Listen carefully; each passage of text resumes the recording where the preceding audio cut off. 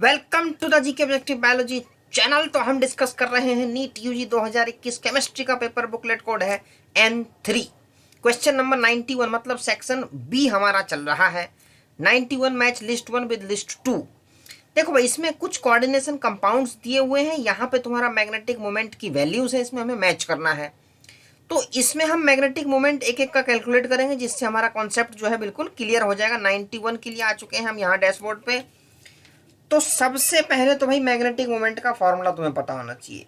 Mu is equal to n under root of n n plus two, ये formula होता है। अब इसके अंदर एन क्या है? नंबर ऑफ अनपेयर्ड इलेक्ट्रॉन्स है। पहला कंपाउंड FeCN6, ओवरऑल चार्ज कितना भाई? 3 माइनस का। देखो भाई, आयरन की जो इलेक्ट्रॉनिक कॉन्फ़िगरेशन होती है 3d6 4s2 होती है। जब ये इलेक्ट्रॉन को लूज करेगा तो सबसे पहले इससे इलेक्ट्रॉन निकलेंगे, उसके बाद इससे निकलेंगे, ये ध्यान रखना। जब ये इलेक्ट्रॉन्स को एक्सेप्ट करेगा तो इसमें गिरेंगे इलेक्ट्रॉन, क्योंकि इसमें जगह है नहीं। 4s2 ये फुल है। 3d की कैपेसिटी कितनी होती है भाई? 10 की होती है, लेकिन इसके पास है 6। ये इसका नेचुरल है। ठीक है भाई, कब माइनस का चार्ज आ रहा है, कब प्लस का? अब देखो, 3 माइनस का मतलब क्या? 3 इलेक्ट्रॉन आए हैं। ठीक है भाई, 3 आए हैं। जब इसमें 6 इलेक्ट्रॉन थे तो 1 2 3 4 5, ठीक है, 1 2 3 4 5। जब इसके पास 6 इलेक्ट्रॉन थे तो ये ऐसा था, इसमें एक एक ऐसे ऐसे निशान बना लो। ठीक है, जब इसके पास 6 इलेक्ट्रॉन थे तो ऐसा था। 3 आ गए, मतलब यहाँ भी आ गया, ठीक है, यहाँ आ गया और यहाँ आ गया। तो ये पेयर्ड हो गया, ये भी अनपेयर्ड कितने रह गया? 1। तो n की वैल्यू इसमें हो जाएगी 1। तो under root of 1 into 1 plus 2 is equal to, ये 3 हो गया, इंटू अंडर रूट 3 की वैल्यू 1.73, एक का निकाल दिया। अब मैं तुम्हें बता देता हूं कि अनपेयर्ड इलेक्ट्रॉन कैसे निकालने हैं, तुम बड़े आसानी से निकाल लोगे। दूसरे में दिया हुआ Fe ओवरऑल चार्ज जो कोऑर्डिनेशन कंपाउंड है उसमें 3 प्लस का है। 3 प्लस का मतलब है 3 इलेक्ट्रॉन्स ये निकालेगा। 2 तो ये निकल गए, एक यहां से निकल गया, मतलब 3d5। 3d5 number of unpaired electron कितने हो जाएंगे? 5। सब में एक एक रहेगा, तो n की वैल्यू यहाँ पे 5 रह जाएगी। जब 5 रह जाएगी तो 5 5 प्लस 2 इसका अंडर रूट, ठीक है भाई, 5 और 2 7 पंजे 35, 35 का अंडर रूट हो जाएगा 5.92। तीसरा वाला जो केस है that is your Fe4 minus overall, मतलब 4 इलेक्ट्रॉन आ रहे हैं भैया, इसको 4 ही तो चाहिए। 4 इलेक्ट्रॉन इसको चाहिए, पूरा ये कर लेगा। उसके बाद अनपेयर्ड इलेक्ट्रॉन तो कोई रह ही नहीं जाएगा, तो 0 हो जाएगा। तो मैग्नेटिक मोमेंट की वैल्यू भी 0 हो जाएगी। अगला जो है that is your Fe2 plus overall का चार्ज। अब Fe2 प्लस का है तो 2 इलेक्ट्रॉन ये लूज करेगा। ठीक है भाई, 2 इलेक्ट्रॉन ये लूज करेगा, तो यहाँ पे अनपेयर्ड इलेक्ट्रॉन सिर्फ इनमें रह जाएंगे, दैट इज 4। तो 4 रह जाएंगे, 4 नहीं 4 प्लस 2 4 2 6 चौक 24, अंडर रूट 24 की जो वैल्यू है 4.90। ठीक है भाई, तो ये हो जाएगा। अब तुम देखो इसके अंदर जो करेक्ट आंसर है वो हमारा FeCN6 4 माइनस का तो 0 है, मतलब C का 2 सिर्फ एक ही ऑप्शन में, ऑप्शन नंबर 3 में। तो करेक्ट आंसर इसके अंदर से ऑप्शन नंबर 3 हो जाएगा, 92। Choose the correct option for the total pressure in a mixture of 4 gram oxygen 2 gram hydrogen confined in total volume of 1 litre, मतलब V की वैल्यू 1 लीटर, टेम्परेचर 0 है। सिंपल क्वेश्चन है, PV is equal to NRT, कुछ करना है नहीं इसमें 92 में। तो 92 आओ हम कर लेते हैं 92। देखो भाई, 92 क्वेश्चन बहुत सिंपल क्वेश्चन। 4 ग्राम ऑक्सीजन के हैं, 4 ग्राम ऑक्सीजन के हैं। तो जब 4 ग्राम है तो इसके नंबर ऑफ मोल्स कितने हो जाएंगे? Number of moles of oxygen is equal to 4/32, क्योंकि 16 एक का होता है, 16 दूनी 32, तो 1/8 हो जाएगा। इसी तरीके से number of moles of hydrogen कितना ग्राम दिया हुआ है? 2 ग्राम, और इसका मोलर मास कितना होता है? 2, तो इसका 1। इसका 1/8 है, इसका 1 है, तो टोटल कितना हो जाएगा? That is 1/8 plus 1 is equal to 9/8। ये तो क्लियर है भाई।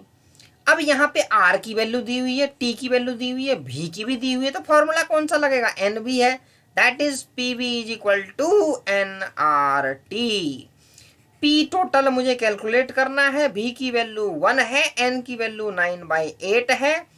इंटू आर की वैल्यू मुझे दी हुई है फॉर्मूले के अंदर, that is 0.082 into temperature 273 kelvin में लेंगे। ठीक है, ये 1 यहाँ आ जाएगा तो इसके बटे में हो जाएगा 9 इंटू 0.082 इंटू 273 डिवाइड बाय 8। जब सॉल्व कर दोगे you will gate 25.18 atmospheric pressure. ठीक है भाई, 25.18 इसमें करेक्ट आंसर आ जाएगा। तो इस तरीके से हमें ये करना था 25.18, तो option number 2 is the correct answer. ठीक है भाई, 92 में। अब 93 में आ जाओ, CH3 CH2 COONA। अच्छा, तो इसमें से पूछा हुआ है, देखो भाई, consider the above reaction, identify the missing reagent कौन सा है। सोडा लाइम, बिल्कुल ध्यान आ रहा है भाई 93।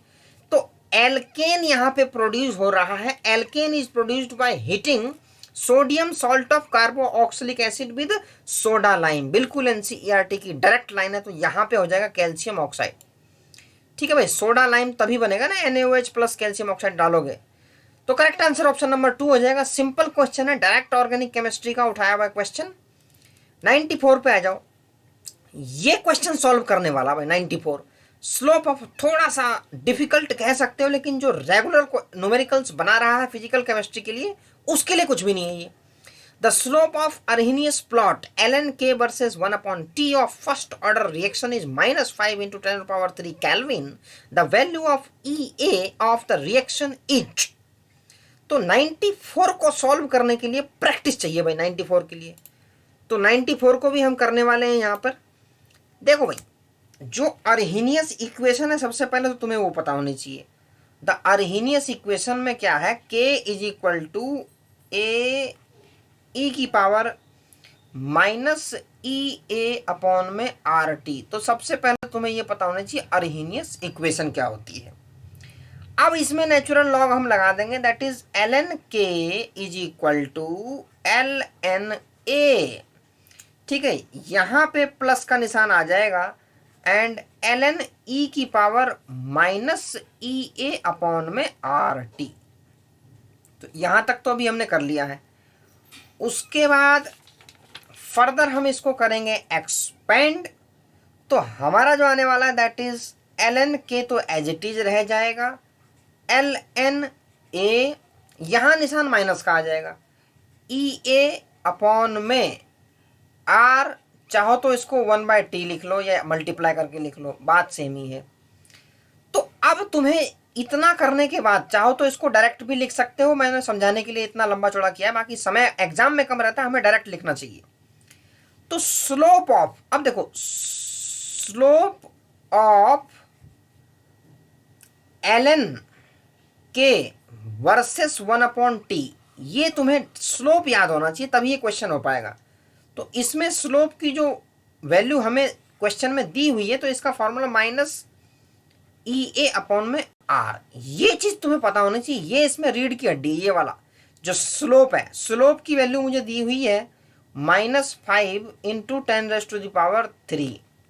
ठीक है, EA की वैल्यू मुझे निकालनी है, R की वैल्यू मुझे दी हुई है, दैट इज योर 8.314। ठीक है भाई, तो माइनस से माइनस कट जाएगा, तो EA की जो वैल्यू है दैट इज 5 इंटू 10⁻3 इंटू 8.314। तो इसको जब सॉल्व कर दोगे then you will get 41.5 into 10⁻3 joule per mole. यहाँ पे जूल आएगी, लेकिन किलो जूल में करोगे तो ये हट जाएगा और 41.5 किलो जूल पर मोल आ जाएगा। ठीक है भाई, 41.5 किलो जूल पर मोल। तो 41.5 किलो जूल पर मोल हमारा ऑप्शन नंबर 4 में है, तो करेक्ट आंसर इसमें ऑप्शन नंबर 4 हो जाएगा। 95 पे आ जाओ भाई, the intermediate compound X in the following chemical reaction is. बिल्कुल सिंपल है, रिएक्शन देखते ही टॉलिन है, बेंजल्डिहाइड बन रहा है, तो ये कौन सी रिएक्शन है, दिस इज एटार्ड रिएक्शन। तो यहाँ पर चौथे वाला ऑप्शन जो है CHO CrOHCl2 दो बार ऐड हो जाएगा, तो एटार्ड रिएक्शन तुम्हें बाय नेम ध्यान रहनी चाहिए। ऑर्गेनिक केमिस्ट्री की जितनी भी नेम रिएक्शंस है उससे तो क्वेश्चन डायरेक्ट आ रहे हैं, वो तो शुक्र है कि अब क्वेश्चंस डायरेक्ट आ रहे हैं, बस ये इंटरमीडिएट पूछ रहा है। बाकी पहले तो बहुत टफ आया करते थे, उसमें से जोड़ मरोड़ के बिल्कुल एकदम जो एक्सेप्शनल केस होते हैं उनसे बनते थे क्वेश्चन, लेकिन आजकल डायरेक्ट एनसीईआरटी से उठा के डायरेक्ट पूछ देने, तो ऐसे क्वेश्चन तो छूटने नहीं चाहिए, देखते ही 4 नंबर होने चाहिए इसके अंदर। तो 95 का करेक्ट आंसर हो जाएगा ऑप्शन नंबर 4। जितनी भी ऑर्गेनिक नेम रिएक्शन है बिल्कुल टिप्स पे होनी चाहिए। मैं 2-3 बार से देख रहा हूँ क्वेश्चन डायरेक्ट आ रहा है ऑर्गेनिक नेम रिएक्शन से। तो फटाफट से चैनल को कर दो सब्सक्राइब, बिल्कुल बढ़िया वीडियोस नीट के लिए, और नीट में रैंक इंप्रूव होने वाली है।